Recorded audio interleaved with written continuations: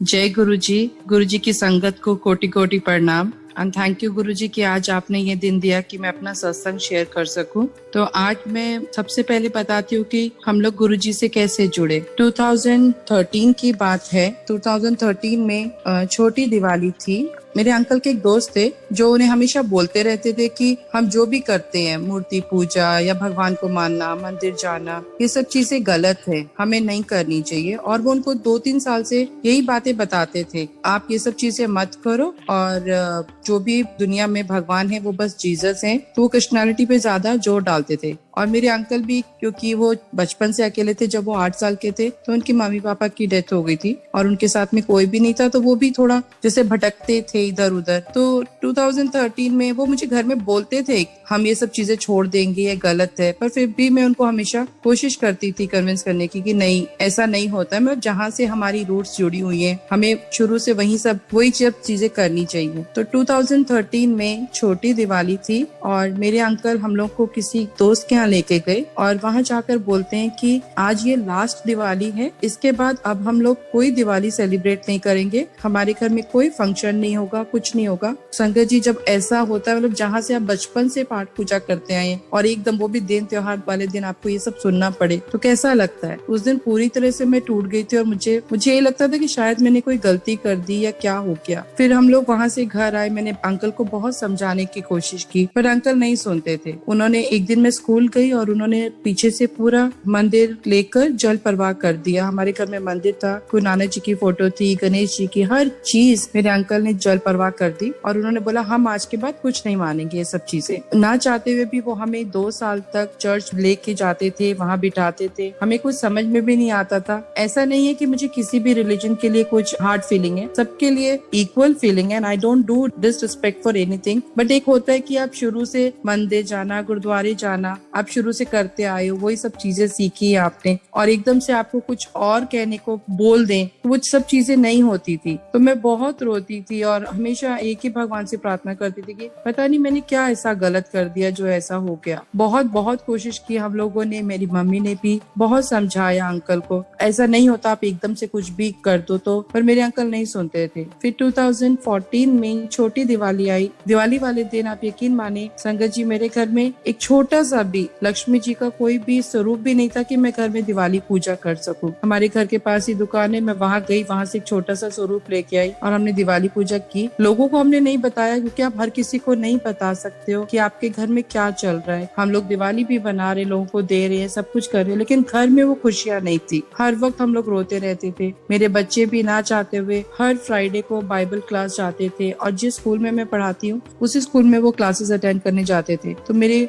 School का staff मुझे पूछता था कि आपके बच्चे क्यों आते हैं यहाँ पर। तब भी हम झूठ बोलते थे कि नहीं, वो डांस क्लासेस के लिए आते हैं। क्योंकि आप दुनिया में ये सारी चीजें नहीं शेयर कर सकते हो कि आपके साथ में क्या हो रहा है, कैसे हो रहा है। मेरी मम्मी को पता था, मेरे पापा को, मेरे भाइयों को, हम सब ने बहुत कन्विंस करने की कोशिश की। और मैं खुद भी जितनी बार भी ट्राई करती थी कि मैं उन्हें बोलूं कि हमसे नहीं होता है ये सब चीजें, पर मैं उतनी बार ऐसे लगता था कि मैं बिल्कुल पीछे आ गई हूँ। जितनी बार भी मैंने कोशिश की, 20-25 सबके पीपल की गैदरिंग होती थी और वो हर बार मुझे कन्विंस करने की कोशिश करते थे कि नहीं, आप जो भी सोच रहे हो वो गलत है। धर्म कोई भी गलत नहीं होता, बस ये कि जहाँ आपका दिल, जहाँ आपको रास्ता नजर आता है वहीं चलते हो। बहुत बहुत कोशिश की पर कुछ नहीं हुआ। 2015 में मेरे अंकल ने बैप्टिज्म ले लिया। बैप्टिज्म का मतलब होता है कि रीबोर्न। और जब उन्होंने वो बैप्टिज्म ले लिया फिर तो मैंने बिल्कुल भी मतलब उम्मीद मेरी चली गई कि अब कुछ हो सकता है, क्योंकि बोलते हैं कि वहां से वापस आना नामुमकिन है।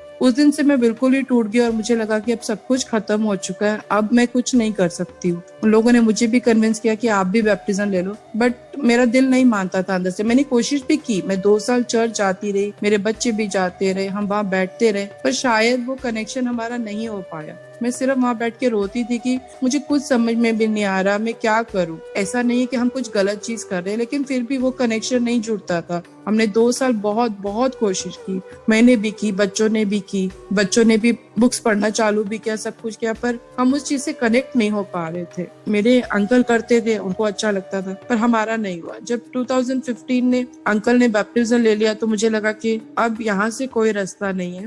फिर मैं जब समर वेकेशन आया, मुझे इंडिया जाना था, मैं मेरे बच्चों को लेके गई, पर मैं अंकल को बोल कर गई कि हम लोग वापस आने वाले नहीं हैं। और मेरी मम्मी को मैंने सारी चीजें बताई हुई थी। मैं मम्मी के घर पर गई, हम लोग नेक्स्ट डे जब मैं सो के उठी तो मैंने देखा कि मम्मी गुरुजी के चरण हैं और गुरुजी का स्वरूप है और मम्मी चरण को मत्था टेक रही हैं। तो मुझे लगा कि मम्मी फिर किसी इंसान के चक्कर में पड़ गई हैं, क्योंकि होता है बड़ों की आदत होती है कि वो कहीं ना कहीं जाते हैं। तो मुझे भी यही मन में लगा, मैंने कहा मम्मी अब फिर कहाँ चले गए, मम्मी क्या कर रहे हैं, क्योंकि इससे पहले मैंने गुरुजी का स्वरूप कभी भी कहीं नहीं देखा था। तो मैंने मम्मी से पूछा कि मम्मी आप ये क्या कर रहे हो। और इस मेरा बेटा है गौरव, तो उसने जहाँ हम रहते हैं उसी बिल्डिंग में एक अंकल हैं, उनके घर में वो स्वरूप देखा था। हम लोग रोज उस घर में आते जाते थे, क्योंकि उनका बेटा मेरा बेटा LKG से साथ में ही थे, पर शायद गुरुजी चाहते ही नहीं थे कि मैं उनका स्वरूप देखूं वहाँ पर। मैंने कभी नोटिस ही नहीं किया, लेकिन मेरे बेटे ने देखा और बोला मम्मा ये तो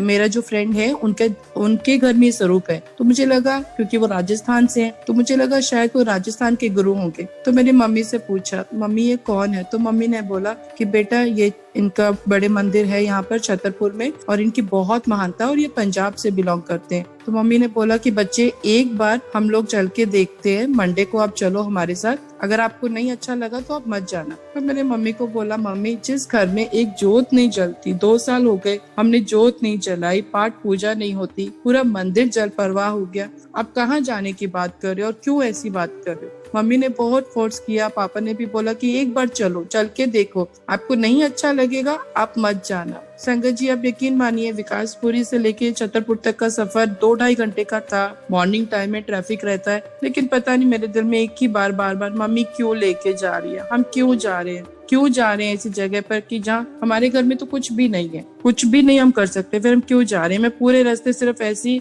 अपने ही अंदर लड़ती रही, सोचती रही। लेकिन जब हम बड़े मंदिर पहुंचे, मैं मेरे बच्चे, पता नहीं वो बड़े मंदिर का क्या हो रहा था कि एकदम ही जब हमने वहां पैर रखा और दिल से आवाज निकली कि मुझे तो नहीं पता था कौन है गुरुजी क्या है, लेकिन बस एक ही आवाज निकली कि गुरुजी अगर कुछ है तो सचमुच हमारे घर में सब कुछ पहले जैसा कर दो, मंदिर की स्थापना कर दो, पाठ पूजा होए और अंकल भी वापस आ जाए, जो जैसे पहले करते थे वो करे।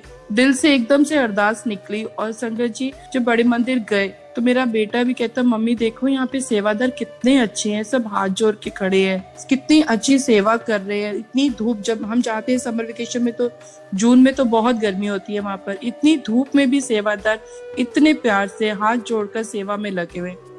वो चीज इतनी दिल को छू गई। और हम जब मंदिर गए, मंदिर में भी सिर्फ एक ही प्रार्थना होती रही कि बस गुरुजी जैसा था वैसा कर दो। मेरी भी यही अरदास निकली, बच्चों ने भी यही अरदास की कि बस गुरुजी सब कुछ पहले जैसा कर दो। पता नहीं मैं वहां पर थी संगत जी 2-3 महीने और मुझे हर मंडे को जाने का मन किया और मैं हर सोमवार पहुंच जाती थी। हर सोमवार को मैं पापा के साथ में कि नहीं मुझे जाना है। और यहाँ फोन पर मैं अंकल को बताती थी कि यहाँ पर एक बड़े मंदिर है, गुरुजी की बहुत महानता है। और अंकल को पता था कि हम लोग वापस आने वाले नहीं है, तो वो सुनते थे, उन्हें लगता था कि शायद ये लोग वापस नहीं आएंगे। तो उन्होंने एक बार बोला कि ठीक है आप दिखाओ आप कहाँ जाते हो। तो मैंने फोन पर गुरुजी का स्वरूप अंकल को भेजा और अंकल ने वही स्वरूप शायद 2006 में, उनके एक फ्रेंड है वहां पर गुरुजी का स्वरूप लगा हुआ था। तो उन्होंने उनसे पूछा, क्योंकि उनके फेस पे बहुत नूर था, तो अंकल ने पूछा कि ये कौन है। तो उन अंकल ने, क्योंकि हो सकता है बहुत सारे उनके फ्रेंड्स बिजनेस के भी बैठे हुए थे, तो उन्होंने कहा कि मेरे बड़े भाई हैं। तो अंकल मुझे देखते ही स्वरूप बोलते, अरे ये तो कोई गुरु नहीं है, ये कहाँ पड़ गए हम चक्रों में,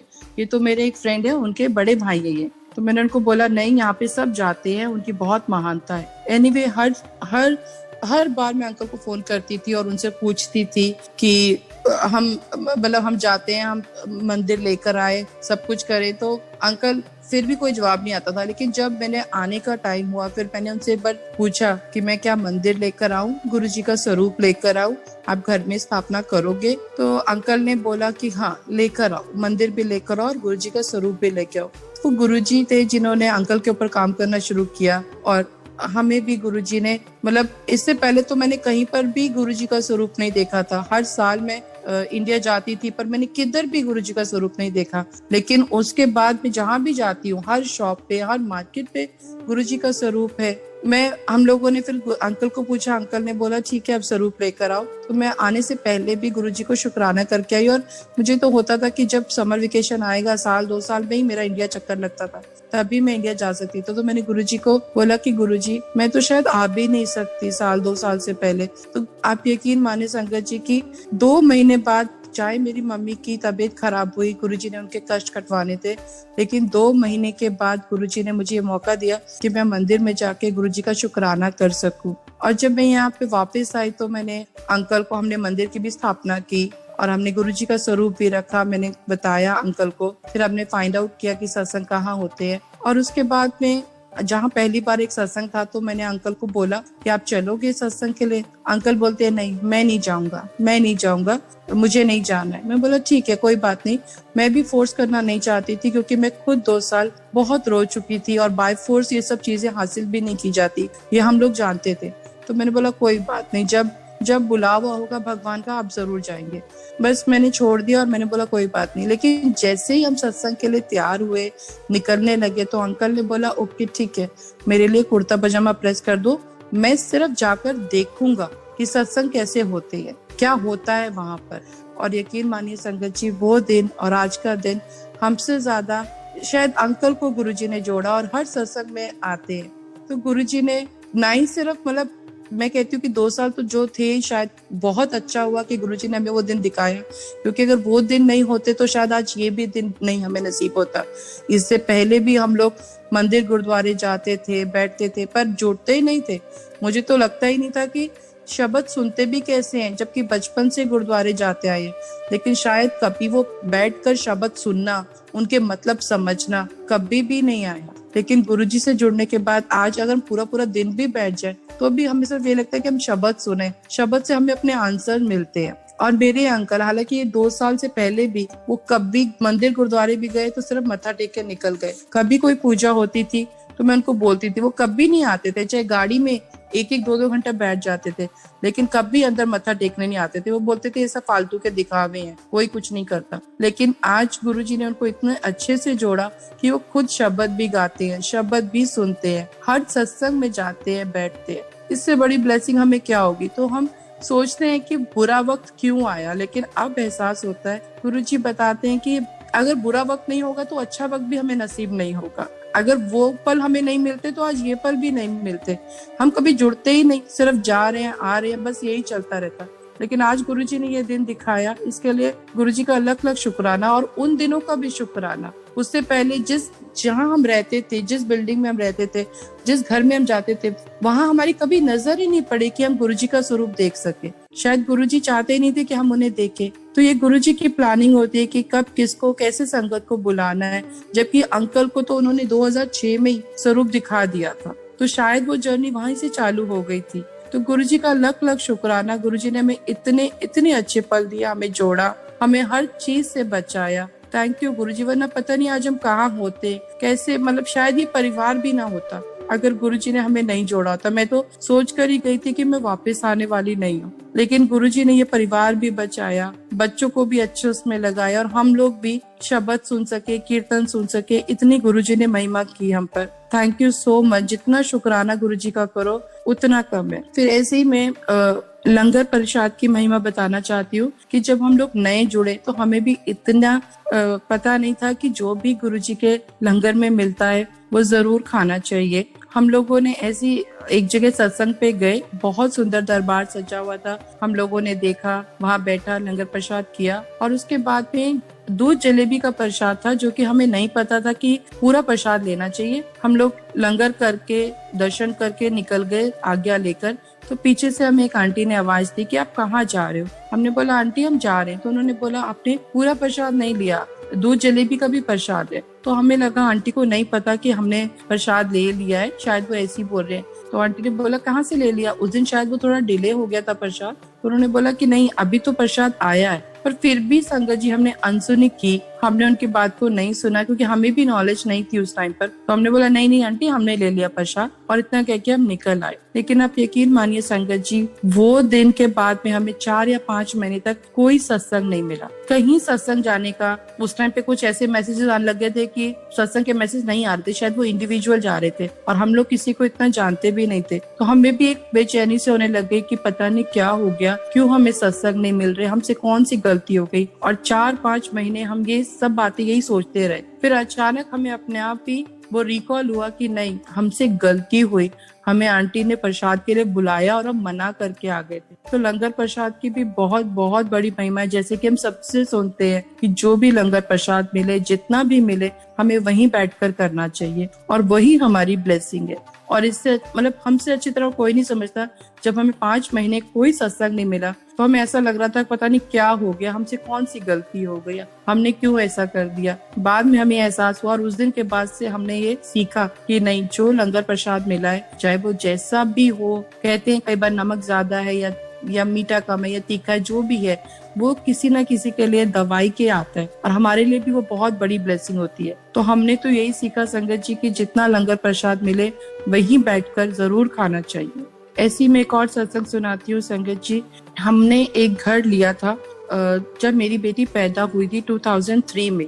2003 में मेरे अंकल जा रहे थे तो उन्होंने हमें उनका घर दे दिया कि आप ये घर खरीद लो, और हमने प्रॉपर पेपर्स वगैरह बनवाए। उसके बाद हम लोग 6 महीने बाद इंडिया गए और वहां जाके भी हमने प्रॉपर जो भी डॉक्यूमेंट्स होते हैं, हमने पूरे पेपर्स बनवाए और हमारे हिसाब से वो घर हमारे नाम पे हो गया। लेकिन संगत जी की सत्संग कराना भी एक बहुत बड़ी महिमा होती है कि हम लोगों को, जब मैंने 2016 में पहली बार इंडिया में घर में सत्संग करवाया, उसके बाद में हम लोग को कुछ प्रॉपर्टी का काम आया था तो वो पेपर्स निकलवाए। जब मैं प्रॉपर्टी डीलर के पास में गई उन पेपर्स के लिए, कुछ काम के लिए, तो उन्होंने मुझे बोला कि आपने जो ये घर लिया है, हमने वो घर 2003 में लिया था, तो उन्होंने बोला कि जो ये आपका घर है वो आज तक उन्हीं के नाम पर है जिन्होंने आपको ये घर बेचा, ये घर आपका नहीं है। संगत जी, जब आप ये बात सुनो, क्योंकि बहुत मेहनत से बनाई जाती हैं चीजें, तो हम लोगों को बहुत मतलब समझ नहीं आया कि क्या करें।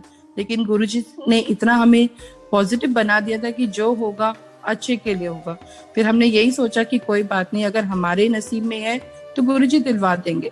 लेकिन हमने उन अंकल को नहीं बताया क्योंकि प्रॉपर्टी है, यू नेवर नो किसके उसमें क्या रहता है क्या नहीं। और जब ली थी तब उसका प्राइस कुछ नहीं था, लेकिन 15 साल में वो प्राइस बहुत डिफरेंट हो जाते हैं। एनीवे, हमने गुरुजी के ऊपर छोड़ दिया। लेकिन सबसे बड़ी बात है संगत जी की जो बात हमें 15 सालों में, इस बीच भी हमने बहुत बार काम करवाया, सब कुछ किया, लेकिन कभी ये नॉलेज आई नहीं कि वो घर हमारा है ही नहीं। लेकिन गुरुजी से जुड़ने के बाद में, जब गुरुजी का सत्संग हुआ उस घर में, उसके बाद ही मुझे कुछ पेपर वर्क हुआ और मैंने निकाला और तब हमें पता चला कि ये घर हमारा है ही नहीं है। एनीवे, और जिस अंकल ने हमें दिया था वो अंकल हमें क्लियरली बोल के गए थे कि मैं अब कभी इंडिया वापस नहीं आऊंगा, क्योंकि उनके कोई भी रिलेटिव्स इंडिया में नहीं रहते, वो खुद भी अमेरिका में ही रहते। उन्होंने बोला था कि अब मैं वापस आने वाला नहीं हूँ। तो हमने प्रॉपर्टी डीलर को भी ये बात बताई कि अंकल तो नहीं आएंगे वापस, कोई चांस नहीं है। तो उन्होंने बोला था ठीक है, अगर अंकल नहीं आते तो उनकी कोई फैमिली मेंबर का बंदा कोई आएगा तो हम उनके थ्रू भी शायद करवा सकते हैं। एनीवे, वो सब पेपर्स वगैरह की बात हो गई और हमने उनको, अंकल को भी नहीं बताया। हमने गुरुजी के ऊपर छोड़ दिया कि गुरुजी जो आपको ठीक लगे, जैसा आपको ठीक लगे, अगर हमने हमारे नसीब में है तो वो जरूर वापस आएगा। और संगत जी, आप यकीन माने 2017 में अंकल को ड्रीम आता है कि उनको गोल्डन टेम्पल जाना है। उनके मन में ये आया कि मैं एटलीस्ट, मतलब एज हो रही है, उससे पहले एक बार जाके मैं गोल्डन टेम्पल दर्शन कर लूं।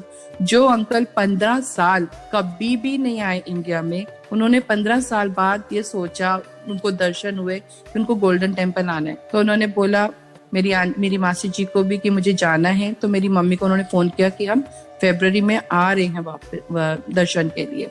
और मुझे भी यहाँ स्कूल से सिर्फ 7 दिन की छुट्टी मिली थी, तो हम लोगों ने पेपर्स तो तैयार कर रखे थे ऑलरेडी।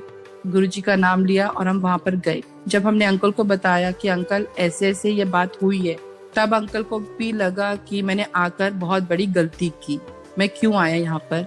और अंकल ने भी बहुत सारे ऑब्स्टिकल्स आए, लोगों ने बहुत मतलब कोशिश की। उन्होंने मुझे बोला कि जिस प्राइस में आपने घर लिया था मैं आपको डबल मनी देता हूँ, आप मुझे ये घर वापस कर दो। प्रॉपर्टी चीज ही ऐसी होती है, हर किसी को थोड़ा सा ग्रीडनेस होती है। अंकल ने बहुत कोशिश की, बहुत सुनाया, जितना भी वो कर सकते थे उन्होंने किया। वही है गुरुजी की महिमा। और उन्होंने हमारे घर में गुरुजी का स्वरूप भी देखा और वो बोलते हैं कि तुम लोग क्या इन सब चक्रों में पड़े हुए हो, सीधे सीधे गुरुद्वारे जाया करो और क्या गुरुजी गुरुजी करते रहते हो ना। अंकल ने ऐसे बोला। इवन जब पेपर साइन होने थे तो अंकल ने वहां पर भी क्योंकि वो पहले टर्बन बांधते थे, उधर जाके शायद उन्होंने उतार दी, नहीं बांधते, तो वो भी थोड़ा सा मुश्किल आया साइन करने के लिए। तो अंकल तब भी वहां जिद पे अड़ गए कि नहीं मैं तो घर वापस जा रहा हूँ, मैं घर वापस जा रहा हूँ, मैं साइन नहीं करूंगा, मैं साइन नहीं करूंगा। अंकल ने बहुत बहुत मतलब कोशिश की, लेकिन कहते हैं ना कि गुरुजी ने अपने काम करवाने होते हैं। कैसे भी करके हमने अंकल को राजी किया कि अंकल नहीं, आप प्लीज साइन कर दो। बट तो बहुत बहुत परेशानी हुई और uncle was not ready to sign. उनको यही था कि मैं कैसे भी ये चीज को नहीं करना है। एनीवे जब हम लोग वहाँ बैठे हुए थे तो हर गाड़ी के पीछे लिखा हुआ था जय गुरुजी, जय गुरुजी, जय गुरुजी। अंकल पढ़ते जा रहे थे और अंकल मुझे बोलते हैं ये क्या हो गया है दिल्ली वालों को, हर गाड़ी के पीछे जय गुरुजी, जय गुरुजी, जय गुरुजी, और तुम्हारे घर में भी स्वरूप लगा हुआ है, तुम सब लोग पागल हो गए हो क्या। फिर थोड़ी देर बाद अंकल बोलते हैं ये तेरे गुरु ही हैं जिसने मुझे यहाँ पर बुलाया साइन करवाने के लिए। मतलब गुरुजी की महिमा देखो। शायद अगर सत्संग नहीं होता, हम गुरुजी से नहीं जुड़े होते, तो हमें तो शायद और 15 साल भी पता नहीं चलता कि वो घर हमारा है ही नहीं। तो गुरुजी ने इतने, और वो अंकल जो कि खुद बोलकर गए थे कि मैं वापस आने वाला नहीं हूँ, उनको भी देखो गुरुजी ने दर्शन में गोल्डन टेम्पल, सपने में गोल्डन टेम्पल के दर्शन करवाए कि आपको नहीं जाना है वहां पर, और वो भी आए वहां पर। और मेरी आंटी को भी मैं बड़े मंदिर लेकर गई, आंटी को भी बहुत अच्छा लगा। और फिर अंकल ने घर साइन कर दिया और अंकल उन्होंने मुझे बोला भी कि अगर मुझे पता होता ना कि ये घर का चक्कर है, मैं तो कभी इंडिया आता ही नहीं। तो देखो गुरुजी कितने प्यार से आपके सारे काम करवाते हैं, कितने अच्छे से। हमने तो कभी सोचा ही नहीं था। हम हमेशा सोचते थे कि हम अंकल को बोल भी नहीं सकते कि अंकल ये घर आपका ही है। डेफिनेटली जिसको भी पता चलेगा प्रॉपर्टी अभी भी उनके नाम पर है तो कौन देगा वापस। हम लोग यही सोचते थे, बस गुरुजी से प्रार्थना करते थे कि गुरुजी जो करना है आपने करना है। और गुरुजी ने किया बहुत बहुत अच्छे सुंदर ढंग से। मतलब चीजों को कोई गंदा भी नहीं होने दिया कि कोई लड़ाई हो या आपस में कोई फ्रिक्शन हो, कुछ भी ऐसा भी नहीं हुआ। ठीक है, अंकल ने थोड़ी सी प्रॉब्लम की पर गुरुजी ने संभाल लिया और अंकल ने खुद सामने से कहा कि तेरे गुरु ने मुझे यहाँ पर बुलाया है। और अभी भी जब लास्ट टाइम घर में सत्संग था तो मैंने आंटी को फोन किया, मैंने कहा मैं उनको दर्शन करवा दूं। अंकल को, आंटी को, उनकी पूरी फैमिली को बहुत बुरी तरह कोरोना हो चुका था। एंड मेरी मासी जी और मेरे अंकल तो बहुत ज्यादा क्रिटिकल सिचुएशन में थे। उनकी बाकी डॉटर इन लॉ और उनके बेटे को, उनके ग्रैंडसन को भी था, लेकिन वो फिर भी रिकवर कर गए। बट आंटी और अंकल की कंडीशन बहुत बहुत खराब थी। मासी जी भी मेरी फिर भी ठीक हो रही थी, लेकिन अंकल तो बहुत ही ज्यादा क्रिटिकल सिचुएशन में थे। और जब मैंने उनको गुरुजी का स्वरूप दिखाया और हमने उनको बोला कि हम हर सत्संग में आपके लिए प्रार्थना कर रहे हैं, तो अंकल जी भी उसी टाइम जय Guruji, thank you Guruji, thank you Guruji बोलते रहे। तो गुरुजी ने देखो उनको भी अपने आप से जोड़ना था और वो बार बार जितनी बार भी स्वरूप के आगे दर्शन हो रहे थे सिर्फ जय गुरुजी, थैंक यू गुरुजी, जय गुरुजी, थैंक यू गुरुजी। मतलब जो अंकल उस टाइम बोल के गए थे कहाँ तुम गुरुओं के चक्कर में पड़े हो, और वही अंकल देखो स्वरूप के सामने सिर्फ और सिर्फ शुक्राना कर रहे थे। और आज की डेट में अंकल बिल्कुल ठीक है, उनकी तबीयत भी ठीक हो चुकी है। गुरुजी ने उनके ऊपर भी अपनी इतनी बड़ी कृपा दृष्टि की। तो thank you Guruji, thank you. और कब किसको कैसे लाना है, कैसे जोड़ना है, ये सिर्फ गुरुजी जानते हैं, हम कुछ नहीं कर सकते। अंकल को भी कैसे वो प्रॉपर्टी का निकाला, उनको जोड़ा और उनको भी दर्शन करवाए और उनकी हेल्थ भी बिल्कुल क्योर कर दी, जबकि उनके बहुत बहुत बहुत कम चांसेस थे। वो बहुत बुरी तरह क्रिटिकल सिचुएशन में थे। दो महीने से भी ज्यादा हो गए अंकल को रिकवर करते करते। तो गुरुजी का लख लख शुक्राना। गुरुजी सबको बचाते हैं, हर मुसीबत से सबका कल्याण करते हैं। रियली गुरुजी, थैंक यू गुरुजी। मैं अपना भी एक सत्संग सुनाती हूँ करवा चौथ का। मैंने जैसे बताया कि मेरे अंकल शुरू से ही अकेले हैं, 8 साल की उम्र से, उनका कोई भी नहीं है। तो जब मेरी शादी हुई और आज ऑलमोस्ट 17 साल हो गए, तो मैं हमेशा रोती थी करवा चौथ पे कि गुरुजी मुझे तो कोई सामने से सरगी भी नहीं देता, मैं खुद ही अपने लिए खरीदती हूँ और खुद ही व्रत रखती हूँ। मैं ऐसे ही सोचती थी कि काश, और मैं शुरू से ऐसी उसमें रहती थी कि जब भी मिले ऐसा परिवार मिले जो बहुत भरा, मतलब पूरा परिवार हो। इसी चीज की कमी लगती थी। तो मैं जब अभी ये 2020 में करवा चौथ था, छोटा करवा चौथ था, उस दिन गुरुजी का सत्संग था कहीं, और गुरुजी बहुत सुंदर चोले में थे, रेड कलर का उन्होंने चोला पहना हुआ था, सामने करवा चौथ की छन्नी भी लगी हुई थी बहुत अच्छी सी। तो मैं गुरुजी के बिल्कुल सामने जाके बैठी और गुरुजी को बोल रही हूँ कि गुरुजी आप तो बड़े सुंदर सज के बैठ गए हो, कभी मेरे बारे में भी सोचा है कि मुझे भी कोई सरगी दे या मुझे भी कोई करवा चौथ का व्रत रखवाए। पता नहीं उस दिन मेरे मन में ऐसा क्यों आया और मैंने गुरुजी को बोल दिया, गुरुजी मैं तो खुद ही अपने लिए सरगी खरीदती हूँ और खुद ही व्रत रखती हूँ, मुझे तो आज तक सामने से कभी किसी बड़े ने वो आशीर्वाद के रूप में दिया ही नहीं। संगत जी यकीन मानिए, करवा चौथ से एक दिन पहले जिस आंटी के घर में सत्संग था उन्होंने मुझे फोन पे करवा चौथ का सेट भेजा, गड़वी और वो प्लेट का सब पूरा सेट था। तो उन्होंने मुझे बोला कि दीपिका आपको ये चाहिए? तो मैंने बोला हाँ जी आंटी। तो उन्होंने प्राइस बताया इतने का। मैं बोला कोई बात नहीं आंटी। तो उन्होंने बोला ठीक है, जो आंटी दे रही हैं आप उन्हीं को फोन कर लो ताकि उनका ड्राइवर आपको आके घर पे दे देगा। तो मैं बोला ठीक है आंटी मैं कर देती हूँ। तो मैंने उन आंटी को फोन किया तो आंटी ने बोला बेटे मैं अभी सत्संग में बैठी हूँ तो मैं आपको 5 मिनट बाद फोन करती हूँ। तो मैं बोला कोई बात नहीं आंटी। तो आंटी ने बोला कि बेटा बट इतना प्राइस है, कोई मुश्किल तो नहीं है? मैं बोला कोई बात नहीं आंटी, कितने का भी है मैं ले लूँ। तो उन्होंने बोला ठीक है मैं आपको 5 मिनट बाद फोन करती हूँ। तो फिर उन्होंने मुझे पूछा बच्चे मैंने सरगी भी बनाई है प्रसाद, क्या मैं आपको भिजवा दूं? आप यकीन माने संगत जी मेरे दिल से इतना बड़ा शुक्राना निकला गुरुजी का कि जो चीज मुझे इतने सालों में कभी नसीब नहीं हुई सामने से मुझे खुद गुरुजी दिलवा रहे। तो मैं इतनी खुश हुई और मैंने आंटी को बोला आंटी थैंक यू। मैंने इस साल गुरुजी से यही कंप्लेन की थी कि गुरुजी कि मुझे भी कोई सरगी देगा कभी, और गुरुजी ने खुद सामने से, और वो आंटी ने बोला कि मैं सत्संग में बैठी हुई हूँ बेटा, मंत्र जाप चल रहा है। तो आंटी बोलती है कि पता नहीं मुझे शायद गुरुजी ने बोला कि आपको भिजवाने के लिए ना। तो मैंने आंटी को बोला आंटी आज पहली बार सामने से मेरे लिए भी सरगी आ रही है, मैं बहुत खुश हूँ कि मुझे भी किसी का आशीर्वाद मिल रहा है। तो आंटी ने फिर 5 मिनट बाद दोबारा फोन किया और बोला बेटा आप कुछ भी पैसे मत देना, मैंने गलती की, मुझे गुरुजी ने बोला कि नहीं आपको भिजवाना था। और आंटी ने वो सारी चीजें मंगवाई थी डिस्ट्रीब्यूट करने के लिए, अपने सबको देने के लिए, सिर्फ एक ही वो सेट रह गया था उनके पास में जो एक्स्ट्रा आया था। तो आंटी बोलते बेटा हो सकता है या आप ही के लिए आया था, गुरुजी ने आप ही के लिए मंगवाया था। और मुझे इतनी खुशी हुई कि गुरुजी कितनी जल्दी हमारी छोटी छोटी बातें भी सुनते। अच्छा मैंने आंटी को बताया तो आंटी बोलते बेटा आपने मुझे पहले क्यों नहीं बताया, मैं आपको और बहुत अच्छे से भेजती सब कुछ। यकीन मानिए संगत जी जब वो उन्होंने भेजा इतने प्यार से, इतने सुंदर तरीके से, शायद मुझे पहले करवा चौथ में भी इतना अच्छा नहीं मिलता जो आंटी ने भेजा, बहुत प्यार से, बहुत सुंदर से, और हर चीज आंटी ने उसके अंदर डाल के भेजी जो कि करवा चौथ के व्रत में भेजते हैं। शायद पता नहीं मुझे पहले वो सब चीजें शायद नसीब भी नहीं होती जो इतने प्यार से गुरुजी ने खुद भिजवाई। कि मतलब गुरुजी हमारी हर छोटी से बात भी सुनते हैं, तो वो बड़ी बड़ी मुश्किलों को कैसे दूर नहीं करें। हमें सिर्फ विश्वास बना के रखना चाहिए। कहते 2020 बुरा भी गया अच्छा भी गया, बट गुरुजी ने मुझे इतनी बड़ी खुशी 2020 में ही दी, शायद मुझे कभी नसीब ही नहीं होती जो गुरुजी ने मुझे दिया। थैंक यू गुरुजी। शुक्राना हम बोल देते हैं लेकिन शायद हम शुक्राना तो कर भी नहीं सकते गुरुजी का। और 2020 में भी गुरुजी ने हमें इतना सेफ रखा है, इतना सेफ रखा गुरुजी। हर दिन जब न्यूज सुनते थे कि आज यहाँ ये हो गया वहाँ वो हो गया, एक डर लगता था, पर गुरुजी ने बहुत अच्छे से सबको, पूरे परिवार को अच्छे से रखा, हर मुश्किलों से बचाया, हर तरह के उतार चढ़ाव आए, पर मैं हर दिन गुरुजी का शुक्राना करती हूँ कि गुरुजी ने चाहे वो बिजनेस में हो या काम में हो या परिवार में हो या हेल्थ में हो, हर चीज से गुरुजी ने हमें बचाया, हर चीज से।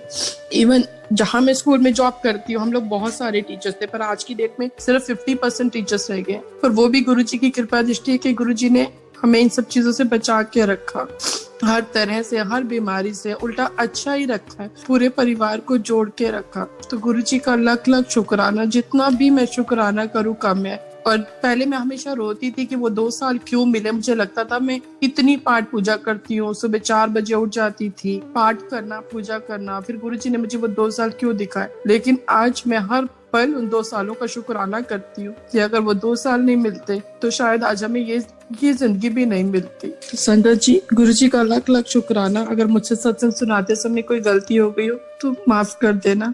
जय गुरु जी संगत जी आप भी डिवाइन सत्संग गुरु जी यूट्यूब चैनल पर अपना सत्संग शेयर कर सकते हैं। उसके लिए आपको ऑडियो और वीडियो रिकॉर्ड करना होगा। जितना हो सके एकांत और शांत वातावरण में करें, जिससे कि सुनने वाली संगत को गुरु जी के अनुभव व उनके कल्याण घर घर तक पहुंच सके। गुरु जी की इस डिवाइन यात्रा में बढ़ चढ़ कर हिस्सा ले। हमारा email ID और WhatsApp नंबर स्क्रीन पर उपलब्ध है, उस पर